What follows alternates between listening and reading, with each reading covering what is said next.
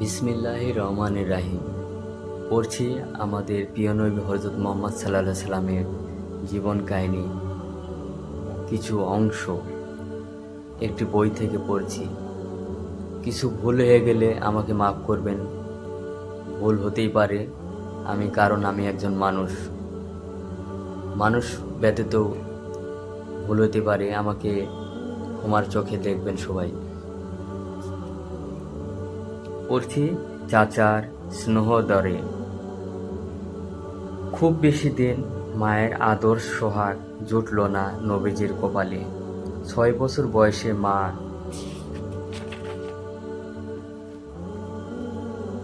আমিনার বিদায় নিলেন দুনিয়া থেকে। তখন থেকে লালন পালনের দায়িত্ব চলে আসলো তার দাদার কাছে। আদুরে নাতি হিসেবে যত্ন আত্মীর কমতি হলো না তার। আব্দুল মুতালিব তার নাতির প্রতি অত্যন্ত স্নেহপরায়ণ ছিলেন। সব সময় নাতিকে কাছে কাছে রাখতেন। বালক মুহাম্মদ সাল্লাল্লাহু আলাইহি সাল্লাম ব্যতীত কেউই আব্দুল মুতালিবের বিছানায় বসার সাহস পেত না, এমনকি তার চাচারাও না। নবীজির বয়স তখন 8। দাদা আব্দুল মুতালিব চলে গেলেন পরপারে। তখন তার ঠাঁই হলো চাচা আবু তালিবের ঘরে। সেখানে শৈশব কিশোর পাড়ি দিলেন মহানবী সাল্লাল্লাহু আলাইহি সাল্লাম। প্রচণ্ড টানাপোড়েন ছিল চাচার সংসারে, তাই সহযোগিতায় লক্ষ ছাগল চড়াতেন বিশ্বনবী মুহাম্মদ সাল্লাল্লাহু আলাইহি সাল্লাম। অল্প কিছু পয়সা বিনিময়ে অন্যের বকরি দেখাশোনা করতেন। শুধু তিনি নন, তার মতো প্রত্যেক নবী ছাগল চড়িয়েছেন, মেহনত করে নিজ হাতে উপার্জন করেছেন। মানবজাতির পিতা আদম আলাইহিস সালাম ছিলেন একজন কৃষক। তিনি জমিতে ফসল ফলাতেন। দাউদ আলাইহিস সালাম নিজ হাতে উপার্জন করে খেতেন।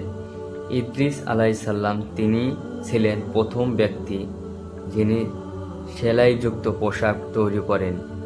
নূহ আলাইহিস সালাম নিজ কওমে ছাগল চড়াতেন। তিনি কাঠমিস্ত্রি ছিলেন। মহাপ্লাবনে আগে কাঠের নৌকা তৈরি করেন নিজ হাতে। 23 মুসা আলাইহিস সালাম প্রায় 10 বছরে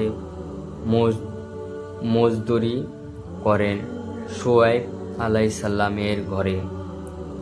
এরপর তার কন্যাকে ছাগল চড়ানো বিনিময়ে বিয়ে করেন। 24 আল্লাহর সবচেয়ে প্রিয় মানুষের নিজ হাতে উপার্জন করে খেতেন। কৃষি, সেলাই, মিস্ত্রি কাজ থেকে নিয়ে মজদুরি পর্যন্ত তারা করেছেন। এতে কোনরূপ অসম্মান বোধ করেননি, কেননা হালাল পেশায় লজ্জা কিছুই নেই। অথচ আমাদের যুবকরা চাকরি না পেলেও হতাশ হয়ে যায়।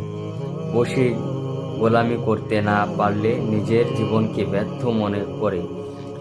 চুলে পাক ধরে যায়, জুতার তলায় ক্ষয় হয়ে যায়, যৌবন পেরিয়ে যায়, তবুও তারা চাকরি ছাড়া ভিন্ন কিছু চোখে দেখে না। ওদের বা দোষ দেই কিসে? মেয়ের বাবারাও তো কম জানে না। তারা তো ইস্তিখারা করলে চাকরিজীবী ছাড়া কোনো পাত্রই খুঁজে পান না। যদি বলা হয় ছেলের মজদুরি করে, তবে কতজন অভিভাবক মেয়েকে বিয়ে দিতে রাজি হবে?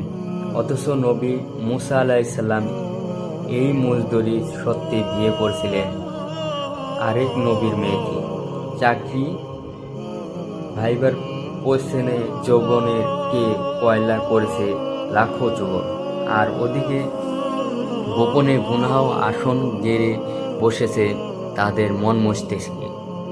কত যুবক যে বিয়ে করতে না পেরে হারাম পন্থায় নিজের চাহিদা মেটাচ্ছে, সে খবর কে রাখে? দুঃখজনক হলো সত্যি উচ্চশিক্ষিত বেকারদের সংখ্যা দেশে এখন সবচেয়ে বেশি। কারণ ছোটবেলা থেকেই তারা চাকরির স্বপ্ন নিয়ে বড় হয়েছে।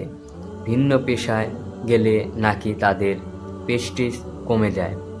তাই হায় রে বোকা দল, পরজীবীর মতো বাপের ঘাড়ে জেঁকে থাকার সময় তোমাদের প্রেস্টিজ কোথায় যায়?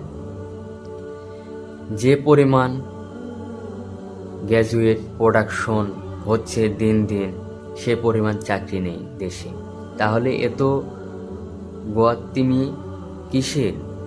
চাকরিতে কি খুব সুখ?